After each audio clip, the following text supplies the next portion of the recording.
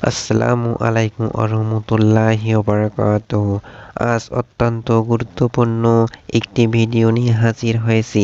নবীজি সাল্লাল্লাহু আলাইহি ওয়াসাল্লাম নিজে বলেছেন, আসরের পরে মাত্র ৬টি আমল যদি কেউ করে তার জীবনের সকল গুনাহ আল্লাহ মাফ করে দেবেন। আল্লাহর আরশ পর্যন্ত কেঁপে ওঠে, তার মনের আশা পূর্ণ হয়ে যায় ইনশাআল্লাহ। আমি অনুরোধ করছি, আপনার অবশ্যই আমলটি একবার হলেও করে আপনার মনের আশাগুলো আল্লাহকে বলুন। রব্বুল আলামিন চাহে তো আপনিও মনে নেক আশা পূরণের সুখবর পাবেন। তাই অনুরোধ করছি, ভিডিওটি মনোযোগ দিয়ে সম্পূর্ণ আমলের নিয়তে দেখুন। দৈনিক ৫ ওয়াক্ত নামাজ ফরজ। নামাজ মানুষকে আত্মশুদ্ধি অর্জনে সাহায্য করে, পবিত্রতা অর্জনে সহায়তা করে। দিনে ৫ বার উযু করার মধ্য দিয়ে মানুষ শারীরিক পরিচ্ছন্নতা অর্জন করে। বিনম্র চিত্রে সালাত আদায়ের মাধ্যমে অন্তত ৫ বার আল্লাহকে স্মরণ করে থাকে। আসরের ৪ রাকাত ফরজ সালাত ও তাই প্রত্যেক প্রাপ্তবয়স্ক নরনারীর আদায় করা উচিত।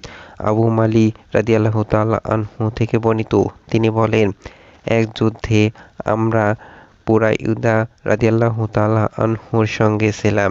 দিনটি ছিল মেঘলা। তাই বুরাইদা রাদিয়াল্লাহু তাআলা আনহু বলেন, শীঘ্রই আসরের নামাজ আদায় করে নাও, কারণ নবী করিম সাল্লাল্লাহু আলাইহি ওয়াসাল্লাম বলেছেন, যে ব্যক্তি আসরের নামাজ ছেড়ে দেয় তার আমল বিনষ্ট হয়ে যায়। বুখারী শরীফের হাদিস। তাছাড়া আসরের সময়টি খুবই গুরুত্বপূর্ণ সময়। আবু হুমায়রা রাদিয়াল্লাহু তাআলা আনহু থেকে বর্ণিত হাদিস, আল্লাহর রাসূল সাল্লাল্লাহু আলাইহি ওয়াসাল্লাম বলেছেন, ফেরেশতারা পালাবদল করে তোমাদের মাঝে এসে থাকেন, এক দল দিনে এক দল রাতে। আসর ফজর সালাত উভয় দল একত্র হয়। অতঃপর তোমাদের রাত যাপনকারী দলটি উঠে যায়। তখন আল্লাহ তাআলা তাদের জিজ্ঞাসা করেন, আমার বান্দাদের কোন অবস্থায় রেখে এলে? অবশ্যই তিনি নিজেই এই বিষয়ে সবচেয়ে বেশি জানেন। উত্তরে তারা বলে, আমরা আপনার বান্দাকে সালাতে রেখে এসেছি, আর আমরা যখন গিয়েছিলাম তখনও তারা সালাত আদায়রত অবস্থায় ছিল। বুখারী শরীফের সহিহ একটি হাদিস। তাই আমরা এই আসরের নামাজ যদি সময়মতো আদায় করতে পারি, আমাদের ব্যাপারে ফেরেশতারা আল্লাহ তাআলার কাছে যায়, এই সাক্ষী দেবেন যে আপনার বান্দাদের নামাজরত অবস্থায় দেখে এসেছি। আর এই নামাজে পড়ে যে দোয়া কবুল হয়, এটা আমরা কম বেশি সকলেই জানি। এই আসরের নামাজের পরে গুরুত্বপূর্ণ আমল বা ইবাদত করা তাই খুবই ফজিলতপূর্ণ। এমন ৬টি গুরুত্বপূর্ণ আমল যা আসরের নামাজের পরে আপনাকে করতে হবে ইনশাআল্লাহ। ১. জিকির করা। শুধুমাত্র সুবহানাল্লাহ ৩৩ বার, আলহামদুলিল্লাহ ৩৩ বার এবং আল্লাহু আকবার ৩৪ বার পড়ার চেষ্টা করবেন। এটি অত্যন্ত ফজিলতপূর্ণ একটি জিকির আসরের নামাজ আদায় করার পরে। ২ নাম্বার, আয়াতুল কুরসি পাঠ করবেন। একবার হলেও আয়াতুল কুরসি পড়ে আল্লাহ তাআলার কাছে আপনার জীবনের সমস্ত গুনাহের জন্য মাফ চাইবেন। মনে নেক আশা পূরণের জন্য দোয়া করবেন। আল্লাহ তাআলা ইনশাআল্লাহ এই আমলের উসিলায় অনেক সওয়াব দিয়ে থাকেন। আপনাকে হেফাজত করবেন বিপদ আপদ থেকে। তাই অনুরোধ করছি, অন্তত একবার হলেও আয়াতুল কুরসি আপনারা দেখে দেখে হলেও পাঠ করার চেষ্টা করবেন। ৩ নাম্বার, ৩ কুল পড়বেন, অর্থাৎ সূরা ইখলাস, সূরা ফালাক এবং সূরা নাস প্রত্যেকটি ৩ বার করে পড়া সুন্নত, অর্থাৎ বিশ্বনবী সাল্লাল্লাহু আলাইহি ওয়াসাল্লাম ৩ বার করে পড়তেন। আপনি সূরা ইখলাস ৩ বার পড়ে নিলেন, আউযু বিল্লাহি বিসমিল্লাহির শয়তানির সহ। তারপরে সূরা ফালাক ৩ বার পড়ে নিলেন, আউযু বিল্লাহি বিসমিল্লাহ সহ। তারপরে সূরা নাস ৩ বার পড়ে নিবেন। এভাবে আমল করা সুন্নত। ৪ নাম্বার, দরুদ শরীফ পাঠ করা। যত বেশি সম্ভব দরুদ শরীফ পাঠ করবেন।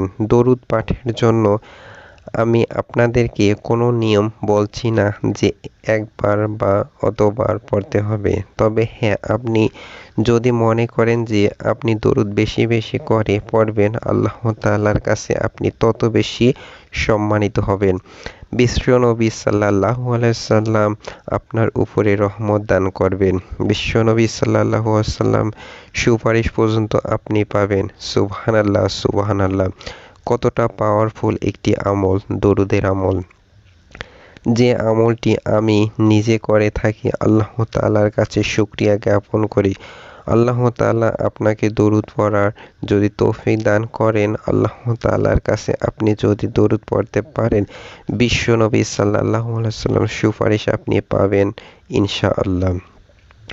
নবীজি সাল্লাল্লাহু আলাইহি ওয়াসাল্লাম নিজে বলেছেন, যে ব্যক্তি সকালবেলা আমার উপর মাত্র 10 বার দরুদ পাঠ করবে এবং বিকালবেলা আমার উপরে 10 বার দরুদ পাঠ করবে, কিয়ামতের দিন সে আমার সুপারিশ দ্বারা সৌভাগ্যবান হবে। সুবহানাল্লাহ, সুবহানাল্লাহ। কতটা পাওয়ারফুল একটি দরুদের আমল। 5 নাম্বার হচ্ছে আপনি ইস্তেগফার পড়বেন, অর্থাৎ আস্তাগফিরুল্লাহ, আস্তাগফিরুল্লাহ, আস্তাগফিরুল্লাহ, আস্তাগফিরুল্লাহ। এভাবে বেশি বেশি করে পড়বেন। যত বেশি পড়তে পারেন, অন্তত 100 বার পড়ার চেষ্টা তো করবেনই। সবশেষে 6 নাম্বার হচ্ছে দোয়া করা। আসরের পর থেকে মাগরিব পর্যন্ত সময় দোয়া কবুলের জন্য অত্যন্ত গুরুত্বপূর্ণ সময়গুলোর একটি। তাই এই সময়টিকে কাজে লাগাবেন। এই সময়টিকে কখনোই অবহেলা করবেন না। প্রতিদিন আসরের নামাজ আদায় করে আপনি দোয়া করবেন। আল্লাহ তাআলার কাছে আপনার জীবনে যত চাওয়া পাওয়া আছে সেগুলো বলবেন। আল্লাহ তাআলার কাছে মনে নেক আশা পূরণের জন্য বলবেন। গুনাহ মাফের জন্য আল্লাহ তাআলার কাছে আপনি কান্নাকাটি করে দোয়া করবেন যে, হে আল্লাহ, আমার জীবনের সমস্ত গুনাহ মাফ করে দাও। এ সময় তুমি দোয়া কবুল করো। আমার দরুদ ইস্তেগফারের উসিলায় তুমি দোয়া কবুল করো। এভাবে আল্লাহ তাআলার কাছে মাফ চাইবেন। আপনি আপনার মনের আশাগুলো তুলে ধরবেন। আমি আশা করি আমার সম্মানিত ভাই বোনেরা যদি নিয়ত করে আমল করতে পারেন, রব্বুল আলামিন আপনাকে নিরাশ করবেন না। নিজে আমল করুন, আপনার নিকট আত্মীয়-স্বজনদেরকে আমলটি করার বলবেন। সকলে ভালো থাকুন, সুস্থ থাকুন। আমরা মন থেকে দোয়া করি রব্বুল আলামিন যেন আপনাদের সকলকে এই আমলের উসিলায় আপনাদের যার যার মনে নেক ও ভালো আশাগুলো পূরণ করেন। আপনার জীবনের গুনাহ মাফ করেন, দুনিয়া আখিরাতে প্রতিদান দেন। আমিন। আসসালামু আলাইকুম ওয়া রাহমাতুল্লাহি ওয়া বারাকাতুহু।